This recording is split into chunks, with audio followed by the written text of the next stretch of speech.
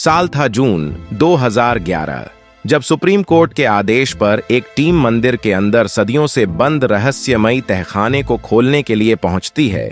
जब उन्होंने 6 में से 5 तहखाने को खोला तो उसमें इतना खजाना निकला कि उससे पूरे देश की गरीबी को मिटाई जा सकती थी।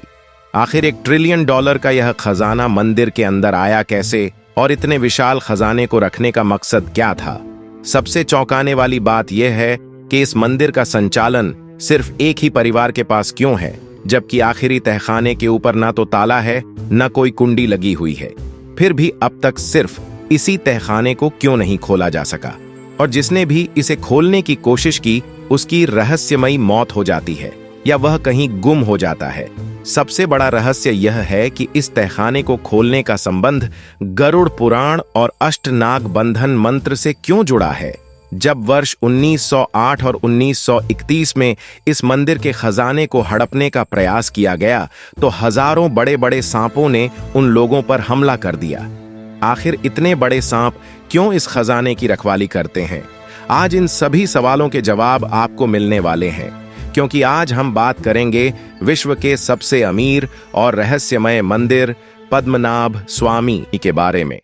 पद्मनाभ स्वामी मंदिर भारत के दक्षिणी राज्य केरल की राजधानी तिरुवनंतपुरम में स्थित विश्व का सबसे धनिक और रहस्यमय मंदिर माना जाता है। यह मंदिर अचानक तब चर्चा में आया जब साल 2011 में सुप्रीम कोर्ट ने आदेश दिया कि मंदिर के नीचे मौजूद तहखाने को खोला जाए। इसके 6 दरवाजों में से जब 5 दरवाजे खोले गए तो उनमें से लगभग $1 ट्रिलियन से भी अधिक का खजाना निकला, जिससे मंदिर दुनिया भर में बड़ी चर्चा का विषय बना। यह मंदिर भगवान विष्णु को समर्पित है, जो शेषनाग पर शयन मुद्रा में विराजमान है। इतना ही नहीं, तिरुवनंतपुरम शहर का नाम भी इसी मंदिर के प्रभाव से पड़ा है। संस्कृत में अंत का अर्थ शेषनाग और पुरम का मतलब नगर होता है। इस तरह इसका अर्थ है भगवान अनंत का स्थान। पद्मनाभ स्वामी मंदिर की खूबसूरती और शांति हजारों श्रद्धालुओं को आकर्षित करती है। इसकी भव्यता और धार्मिक आस्था के कारण इसे केरल के प्रमुख वैष्णव मंदिरों में शामिल किया गया है और यह भगवान विष्णु के 108 दिव्य देशम में से एक है। त्रावणकोर के अंतिम शासक श्री बलराम वर्मा, एक ऐसा नाम जिसने 1924 से 1947 तक रावणकोर पर शासन किया। भारतीय स्वतंत्रता के बाद भी उन्होंने पद्मनाभ स्वामी मंदिर के ट्रस्ट का नेतृत्व करना जारी रखा। लेकिन असली कहानी यहां से शुरू होती है। 1991 में जब त्रावणकोर के अंतिम शासक श्री चिथरा थिरुनल बलराम वर्मा के निधन के बाद उनके भाई उत्तरादम थिरुनल मर्थ वर्मा ने मंदिर का प्रबंधन संभाला, परंतु धीरे धीरे आरोप उठने लगे कि मंदिर की अमूल्य संपत्तियों का दुरुपयोग किया जा रहा है। और तब 2008 में पद्मनाभ स्वामी मंदिर के एक कट्टर भक्त और सेवानिवृत्त IPS अधिकारी TP सुंदरराजन ने एक ऐसा कदम उठाया जिसने सबको चौंका दिया। उन्होंने सबसे पहले अदालत में चिका दाखिल की और अपने आरोपों में दावा किया कि मंदिर के भीतर बड़े पैमाने पर चोरी हो रही है। उनका कहना था कि कई कीमती आभूषण और बेशकीमती जवाहरातों की तस्करी की गई है और उनकी जगह नकली आभूषण रख दिए गए हैं।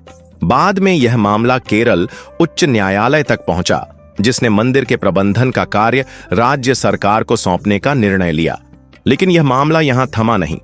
राज परिवार ने केरल हाई कोर्ट के फैसले को देश की सुप्रीम कोर्ट में चुनौती दी, जिसके परिणाम स्वरूप साल 2011 में केरल उच्च न्यायालय के आदेश पर सर्वोच्च न्यायालय ने रोक लगाई और एक ऐतिहासिक निर्णय लिया। मंदिर के भीतर मौजूद खजाने की सूची बनाने का आदेश जारी किया। इस आदेश के बाद शाही परिवार को मंदिर के प्रबंधन से अलग कर दिया गया और अंतिम निर्णय तक मंदिर के संचालन के लिए एक सर्वोच्च निकाय का गठन किया गया। इसके बाद सुप्रीम कोर्ट ने एक समिति बनाई और उसे मंदिर के 6 तहखाने की जांच का जिम्मा सौंपा। इनमें से प्रत्येक तहखाने को A से F तक कोड़ी नाम दिया गया। पूर्व नियंत्रक एवं महालेखा परीक्षक विनोद राय और वरिष्ठ अधिवक्ता गोपाल सुब्रह्मण्यम को अदालत ने इस मामले में न्याय मित्र के रूप में नियुक्त किया। इनका कार्य था अदालत की मदद करना, और मंदिर के भीतर मौजूद खजानों की गहराई से जांच करना सुप्रीम कोर्ट ने आदेश दिया कि तिजोरी ए से लेकर एफ तक में रखे हुए कीमती सामानों की एक विस्तृत सूची बनाई जाए। यह एक ऐसा ऑडिट था जो इतिहास में अनसुना और अनदेखा था और जिसने इस मंदिर के रहस्यमय खजाने की परतें खोलने की दिशा में एक अहम कदम उठाया। इस समय मंदिर का गुप्त खजाना लोगों के सामने आना शुरू हुआ। समिति के सदस्य जब तहखाने ए में गए तो अंदर का दृश्य देखकर उनके होश उड़ गए। 4 फुट ऊंची भगवान विष्णु की शुद्ध सोने की मूर्ति, हीरे और रत्नों से सजी हुई एक ठोस स्वर्ण सिंहासन जिसमें सैकड़ों कीमती पत्थर जड़े हुए थे, 18 फुट लंबी शुद्ध सोने की चैन, 500 किलोग्राम का सोने का पला और 36 किलोग्राम का सुनहरा घूंघट मिला। सिर्फ यही नहीं, वहां कई बोरियां सोने की कलाकृतियों, हार, मुकुट, हीरे, माणिक, नीलम, पन्ना और कीमती धातुओं से भरी हुई थीं। पद्मनाभ स्वामी मंदिर के तहखाने से 18वीं सदी के नेपोलियन युग के कई दुर्लभ सिक्के, रोमन साम्राज्य के लाखों स्वर्ण सिक्के और मध्यकालीन काल के 800 किलोग्राम सोने के सिक्के बरामद हुए। एक अनुमान के मुताबिक इस खजाने का कुल मूल्य 1 लाख करोड़ रुपए से भी अधिक है। लेकिन कहानी यहां खत्म नहीं होती। तहखाना बी का रहस्य आज भी अनकहा है। दरवाजे पर बनी 2 सांपों की आकृति का क्या अर्थ है? क्या उसके भीतर एक और अनमोल खजाना छुपा है, या इसका संबंध भगवान विष्णु के 10वें अवतार कल्कि से है? क्या यह तिजोरी कभी खुलेगी या सदा के लिए इसी तरह बंद रहेगी? इन सभी रहस्य और तहखाना भी के बारे में हम विस्तार से चर्चा करेंगे। हमारे मन में सबसे बड़ा सवाल यह उठता है कि इस मंदिर का निर्माण किसने करवाया था और इतना विशाल और अमूल्य खजाना इस मंदिर में आखिर आया कहां से? किसने इसे मंदिर के भीतर रखा और यह खजाना कितने वर्षों पुराना हो सकता है? इन सभी सवालों के जवाब जानने के लिए हमें पद्मनाभ स्वामी मंदिर के इतिहास की गहराइयों में जाना होगा। तो चलिए इस मंदिर के अनदेखे अतीत की गहराइयों में उतरते हैं और इन रहस्यों के बारे में जानते हैं। पद्मनाभ स्वामी मंदिर का उल्लेख कई प्राचीन ग्रंथों में मिलता है। महाभारत, पद्म पुराण और विष्णु पुराण जैसे धर्म ग्रंथों में इसे पवित्र स्थान और भगवान विष्णु का निवास बताया गया है। यह मंदिर 108 दिव्य देशों में से एक है जो भगवान विष्णु के सबसे पवित्र तीर्थ स्थलों में गिना जाता है। महाभारत में इस स्थान को एक दिव्य स्थल के रूप में वर्णित किया गया है जहां धर्म और कर्म के बल से मोक्ष प्राप्त किया जा सकता है। वहीं विष्णु पुराण में लिखा है कि जो भक्त भगवान विष्णु के शयन रूप की सच्चे मन से पूजा करता है उसे जीवन में सुख, शांति और समृद्धि का आशीर्वाद मिलता है। पद्मनाभ स्वामी मंदिर का अद्भुत इतिहास और रहस्यमयी कथा दिवाकर मुनि और भगवान विष्णु से जुड़ी हुई है। यह कथा न केवल भक्ति और तपस्या की शक्ति को दर्शाती है बल्कि इस मंदिर की पवित्रता और ऐतिहासिक महत्व को भी उजागर करती है। प्राचीन काल में तिरुअनंतपुरम, जिसे उस समय अनंतन कद यानी अनंत का वन कहा जाता था, वहां दिवाकर मुनि नाम के एक महान आर्य निवास करते थे। उनकी भक्ति और तपस्या इतनी गहरी थी कि उनके जीवन का एकमात्र उद्देश्य भगवान विष्णु के साक्षात दर्शन करना था। दिवाकर मुनि की वर्षों की तपस्या से प्रसन्न होकर भगवान विष्णु ने एक छोटे बालक का रूप धारण कर उनकी परीक्षा लेने का निश्चय किया।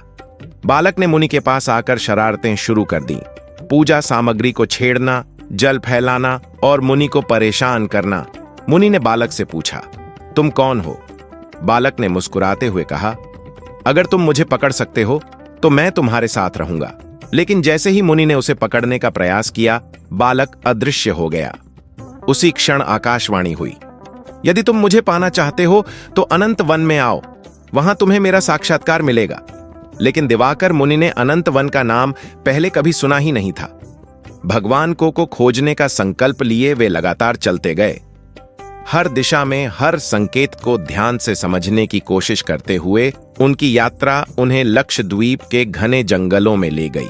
वहीं एक दिन उन्होंने एक महिला को अपने बच्चे से बात करते हुए सुना। वह कह रही थी, अगर तुम मेरी बात नहीं मानोगे तो मैं तुम्हें अनंत वन में ले जाकर फेंक दूंगी। इस अनसुने नाम को सुनकर मुनि का हृदय उम्मीद से भर गया। उन्होंने महिला से अनंत वन का पता पूछा। महिला ने दिशा बताई और मुनि भगवान विष्णु की खोज में उसी ओर बढ़ चले। मुनि जैसे ही अनंत वन पहुंचते हैं, उन्हें वही चंचल बालक फिर से दिखाई देता है। बालक उन्हें छेड़ता हुआ एक महुआ के पेड़ की ओर भागता है और अचानक उस पेड़ में जाकर गायब हो जाता है।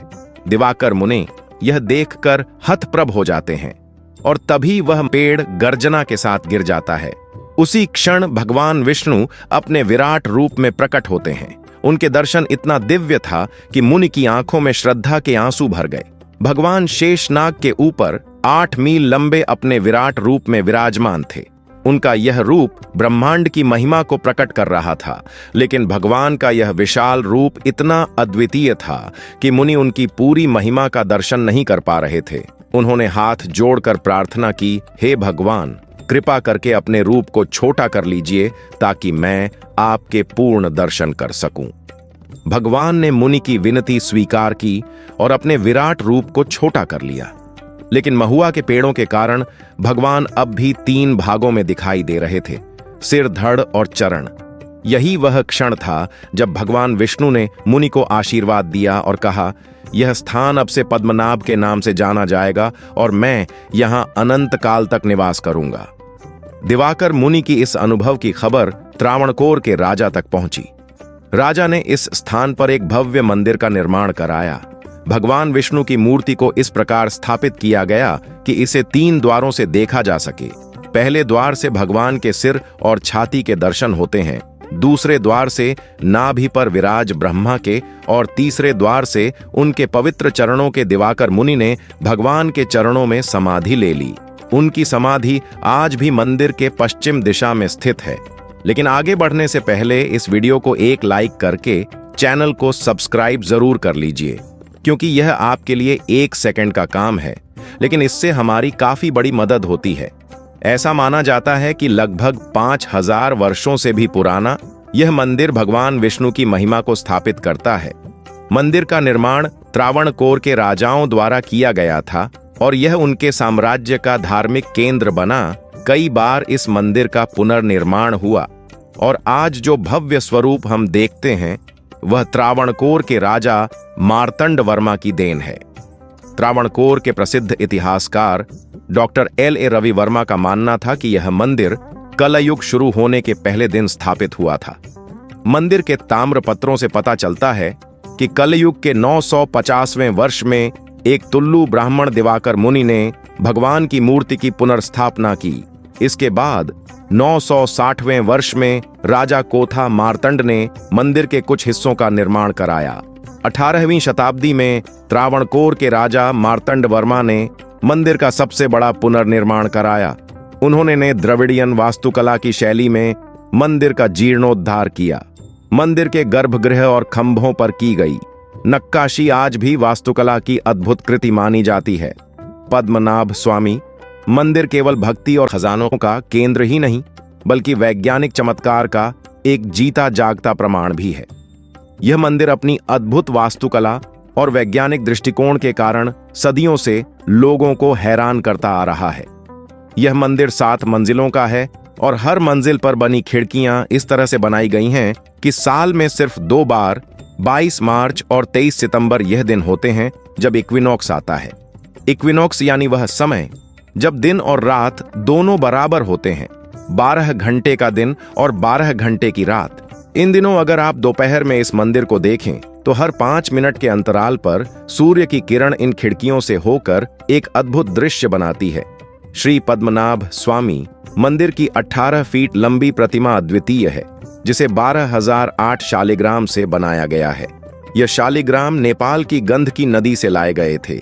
मंदिर के गर्भगृह में स्थित यह प्रतिमा इतनी विशाल है कि इसे 3 अलग अलग द्वारों से देखा जाता है। पहले से सिर, दूसरे से नाभि और तीसरे से पैर। यह भक्ति और वास्तुकला का एक अद्भुत उदाहरण है। वर्ष 1750 का उनका एक ऐतिहासिक निर्णय, जिसे त्रिपाददानम कहा जाता है, भारतीय इतिहास में अद्वितीय है। उन्होंने अपने पूरे राज्य को भगवान पद्मनाभ स्वामी के चरणों में समर्पित कर दिया। त्रावणकोर अब भगवान के नाम से चलने वाला पहला राज्य बन गया। राजा ने स्वयं को भगवान का दास घोषित किया और यह प्रण लिया कि उनके वंशज भी इसी आस्था और समर्पण के साथ भगवान की सेवा करेंगे। इतना ही नहीं, राजा ने अपनी राजधानी को पद्मनाभपुरम से तिरुवनंतपुरम स्थानांतरित कर दिया ताकि मंदिर का महत्व और भी बढ़ सके। लेकिन यह केवल भक्ति और पूजा का स्थल नहीं था, यह मंदिर अपने गुप्त खजाने और तहखाने के लिए भी प्रसिद्ध है। मुगल काल के दौरान 1680 में मुस्लिम शासक मुकल्लम ने इस मंदिर को लूटने की कोशिश की, लेकिन त्रावणकोर की सेना और स्थानीय लोगों ने उसे नाकाम कर दिया। इसी तरह 1741 जब डच ईस्ट इंडिया कंपनी ने त्रावणकोर पर हमला किया, जिसे इतिहास में कोलाचेल की लड़ाई के नाम से जाना जाता है, राजा मार्तंड वर्मा की सेना छोटी थी, लेकिन उन्होंने डच्चों को हराकर इतिहास रच दिया और विजय का श्रेय राजा ने भगवान पद्मनाभ स्वामी को दिया। युद्ध के बाद राजा ने अपनी सारी संपत्ति इस मंदिर को दान कर दी, खजाना बढ़ने लगा और इसी समय मंदिर के प्रसिद्ध तिजोरियों का निर्माण किया गया। 1947 में भारत की आजादी के बाद त्रावणकोर का विलय भारतीय गणराज्य में हुआ, लेकिन त्रावणकोर के अंतिम शासक चित्रा तिरुनल बलराम वर्मा ने यह सुनिश्चित किया कि मंदिर का संरक्षण राज परिवार के अधीन ही रहे। आज यह मंदिर त्रावणकोर राज्य परिवार के ट्रस्ट के अधीन है।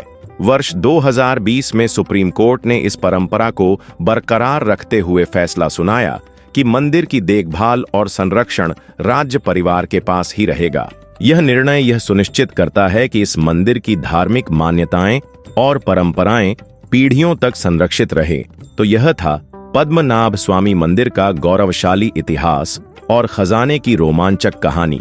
लेकिन अब बात करते हैं उस तहखाना बी की, जिसने सदियों से लोगों के मन में रहस्य और उत्सुकता पैदा कर रखी है। पद्मनाभ स्वामी मंदिर की सबसे बड़ी खासियत है इसकी 6 तिजोरियां, जिन्हें ABCDEF नामों से जाना जाता है। सदियों से इन तिजोरियां में बहुमूल्य खजाने छुपे हुए थे, जिन्हें किसी ने छुआ तक नहीं था। साल 2011 सुप्रीम कोर्ट के आदेश पर इन तिजोरियां का सर्वेक्षण शुरू हुआ। इनमें से 5 तिजोरियां ACDE और F खोली गई और उनमें छुपे खजाने ने दुनिया को चौंका दिया। लेकिन तिजोरी भी अब भी रहस्यों में घिरी है। पद्मनाभ स्वामी मंदिर के 6ठे तहखाने यानी तिजोरी बी के रहस्य की बात ही अलग है। इस तहखाने तक पहुंचने के लिए आपको 3 दरवाजों को पार करना होता है।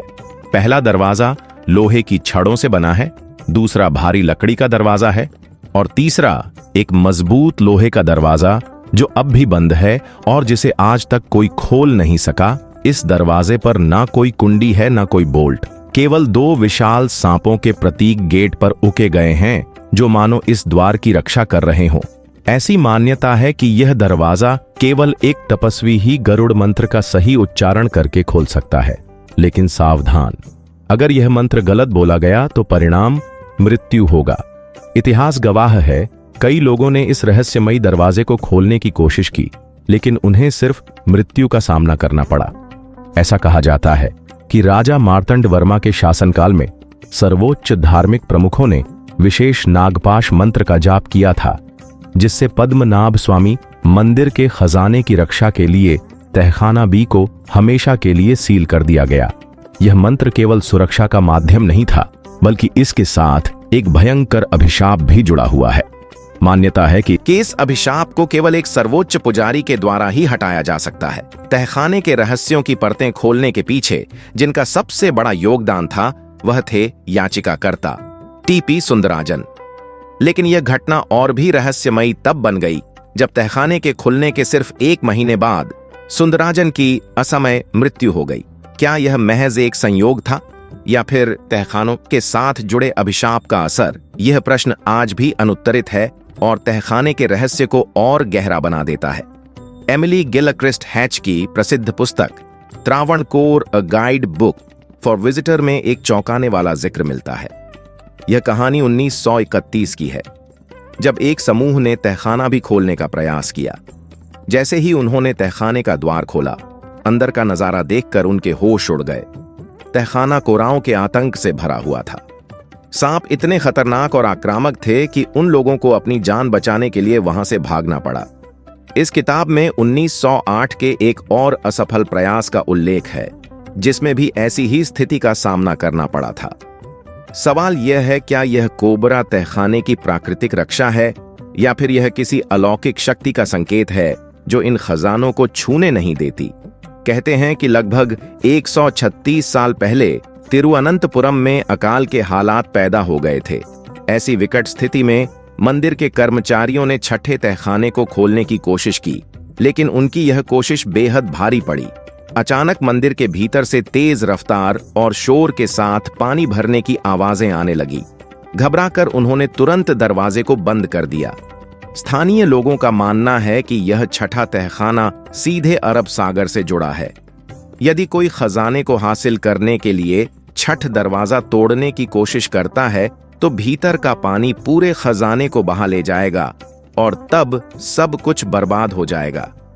क्या यह एक सच्चाई है या महज एक किंवदंती? यह रहस्य आज भी अनसुलझा है।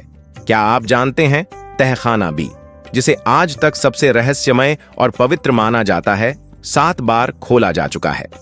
पूर्व सीएजी विनोद राय, जिन्हें सुप्रीम कोर्ट ने मंदिर का ऑडिट करने का अधिकार दिया था, उनके द्वारा साझा किए गए रिकॉर्ड बताते हैं कि यह तहखाना हाल के दशकों में 7 बार खोला गया। 1990 में 2 बार और 2002 में 5 बार।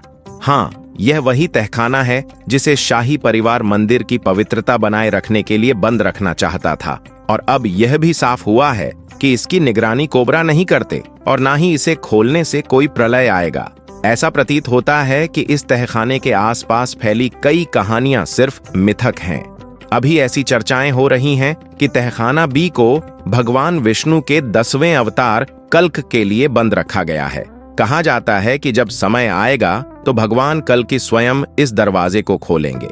इसमें प्राचीन काल के अत्याधुनिक हथियार और यंत्र होने की संभावना जताई जा रही है। यह रहस्य और भी गहरा हो जाता है जब लोग कहते हैं कि इस तहखाने का संबंध भविष्य की किसी दिव्य घटना से हो सकता है। तो दोस्तों, आपको क्या लगता है, क्या तहखाना बी का भगवान कल्कि के साथ कोई संबंध हो सकता है? अपनी राय तर्क के साथ हमें कमेंट में जरूर लिखें। तो दोस्तों, यह था पद्मनाभ स्वामी मंदिर का इतिहास और उसके खजाने का अद्भुत रहस्य। अगर आपको हमारी यह डॉक्यूमेंट्री पसंद आई हो तो लाइक करना ना भूलें। हमें कमेंट करके जरूर बताएं कि यह वीडियो आपको कैसा लगा। और हाँ, अगर आप किसी खास विषय पर डॉक्यूमेंट्री देखना चाहते हैं तो अपना सुझाव कमेंट सेक्शन में लिखें। आपकी राय हमारे लिए बहुत महत्वपूर्ण है।